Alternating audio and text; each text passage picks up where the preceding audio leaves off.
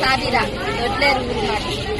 10 సంవత్సరాల నుంచి నీళ్లు లేక పొలం పనులకి వెళ్ళి ఏంది ఇళ్ల మీదకి వెళ్ళి నీళ్లు అడుగుతుంటే ఎవరు ఒక చుక్క నీళ్లు అట్లా బావి వేయించిన కూడా బావి కాడ నీళ్లు తీసుకోవడానికి కూడా మాకు అడ్డం పడుతున్నారు.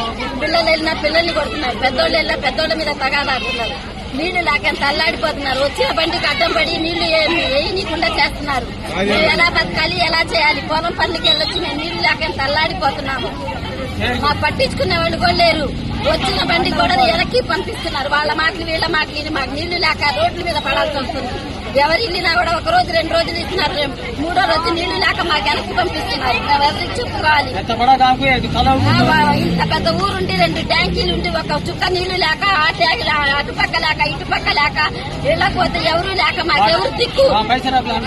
మా డబ్బులు పెట్టి మేము వేయించుకుంటున్నా, వీళ్ళందరూ వచ్చి అడ్డం పడుతున్నారు. మాకెవరు చెప్పేవాళ్ళు లేక మేము రోడ్ల మీద పడాల్సి వచ్చింది ఆ రోజున.